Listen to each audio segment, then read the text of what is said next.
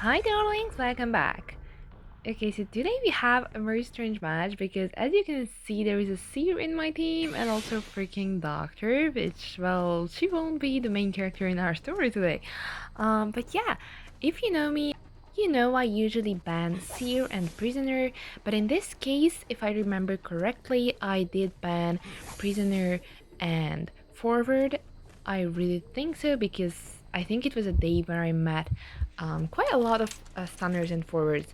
So yeah, that's possibly why I did not ban Seer that day.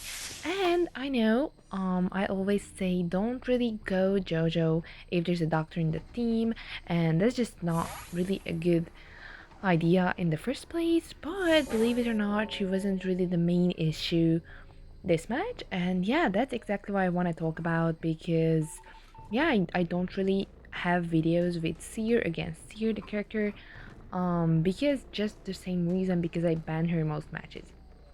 So of course it's just my freaking luck that when I do not ban him, then I get the most freaking annoying Seer ever.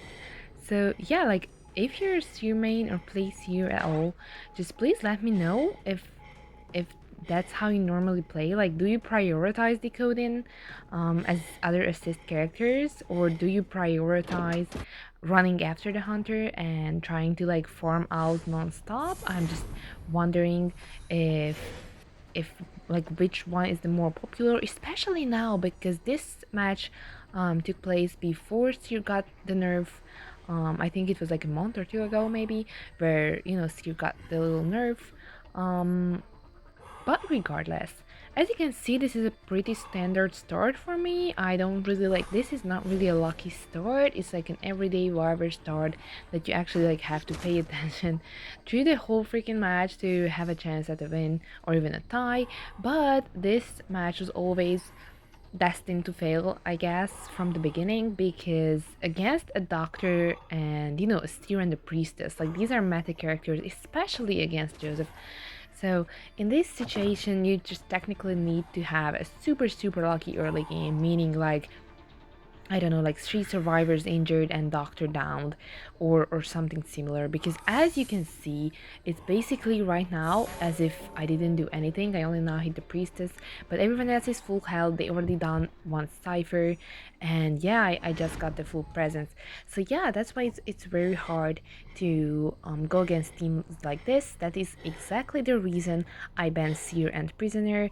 And yeah, in this match you will see why banning Seer is still, I feel like, one of the best decisions you can do if your hunter, the one you're using or the one you main, doesn't really have a chance, such as Galatea or hunters like her, who have chip damage or other ways of damage, because Joseph only has the normal hit, normal attack, and of course the charge attack, but that's basically the 2 attacks he can use. Of course there's photo word, but you can't really use the owl against the photo word. So that's why, for hunters who can just chip damage the owl, it might not be the best solution to bans here.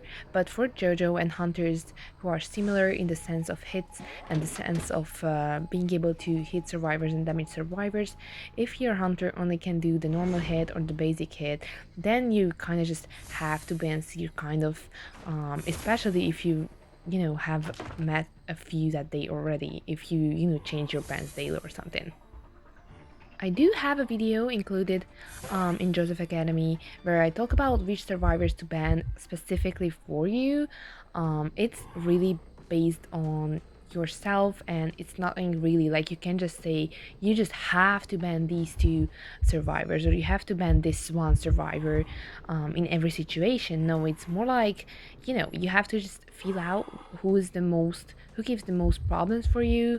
Like, just put that away for a bit. Like, just look at this. He could have saved Doctor before, but instead he was just staring at me. And yeah, like, he could have decoded Priestess, could have saved alone. So that's what I don't really understand. Like, is this normal for Seers, or is this like the game for Seers to just follow the hunter and just spam the owls and stuff? Or because like I feel like it's a bit excessive. I feel like, of course, you can just maybe get 2 owls a match, and that's basically what I would say as normal. But I don't know, I feel like going overboard. This is going overboard a bit. I don't know. They could just decode, and the last two ciphers won't decode themselves. And I really think that if the Seer wasn't following me around nonstop, then maybe the team could have got the win. But I'm not sure. Of course, maybe if the Seer didn't follow me, maybe I would have got a better result at this match because I wouldn't have to hit so many owls. But as a hunter, if the Seer constantly just follows you, just being the feeling of being followed and watched and everything, it just makes us feel, I don't know, a bit annoyed because it really, like, look at this. He's literally just standing there without a use to just, having the owl on him. And it basically doesn't really have a use. Of course, you can say, oh, he wanted me to focus on him instead and drop the doctor or something. But at this point, he could have went to heal entomologist and they could have had a secure save. But I don't know. It's just very annoying, and I find this play very, I don't know, it's just very overboard, very annoying, very like, why would you even do this? Like, why do you enjoy doing this? I don't know. That's why I just feel better by banning Seer. I never want to meet these kind of players again, ever again, because yeah, it is really annoying if you just think about it. If you didn't really have a similar experience before, if you think about it, like someone constantly just following you and watching you and using the owls, and you can't really do anything because they have 10 owls saved up, and they will use that against you and stuff. So yeah, it's kind of like that's the reason why Seer is a character I dislike. Of course, you can see me here how I kind of got away from him for a bit, and I teleported away, and he couldn't really follow me that fast, of course. So that's something I tell you guys to do against harassers. Like, if there is a better maybe protecting one survivor, you can just teleport to the other side of the match and go after a different survivor. And yeah, as I always tell you, please try to eliminate the doctor first, which I did. As you can see, of course, it was a bit too late thanks to like everyone being there when I was trying to cheer her and stuff. But yeah, I was just continuing as normal.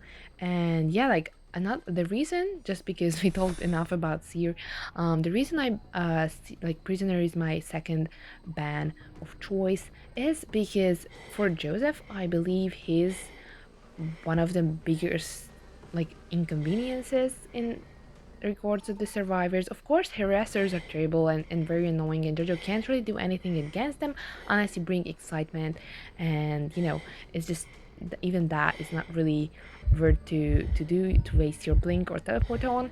But I feel like the other survivor besides Seer, who is like a very big pain, the reason why it's Prisoner is because he can finish ciphers from far away. That's the only reason. It's not even like the decoding buff or anything. It's the reason, the skill that he can finish ciphers from far away. And why? It's because Joseph's like one of his strengths are chasing away a survivor from a cipher, like by being around them in photo word, and the survivor doesn't dare to decode.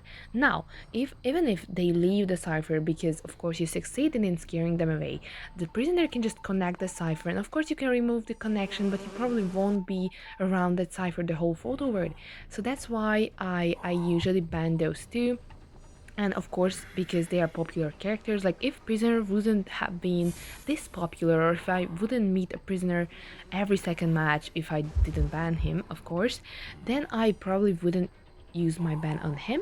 But when banning survivors, you kind of have to pay attention to who gives you the most trouble personally, not for not in general, not for other people who play the same hunter as you have to focus on exactly you. Meanwhile, you could see another freaking owl from the Seer. Of course, he has like 16,000 saved up. But yeah, so you have to focus on who gives you the most trouble as a person, as a player yourself, and of course combine this circle. Try to find the one out of those, like write it on a paper who which survivors give you the most trouble, and then try to choose the ones from that list who are the more popular, who you meet more often or most often. Or maybe you can just even put the separation into maps, so you can just decide like on smaller maps I meet this character more, on larger maps maybe I meet this character more. So when you get the map, you can decide your go-to two bans, and yeah, it basically makes a very big difference if you realize who your actual bans are. Yeah, Hope you guys enjoyed this little tie. I had to really fight for it against this counter team. And yeah, let me know what you think about Seer and who your go-to bans are. Alright, see you tomorrow. Hope you enjoyed. Goodbye!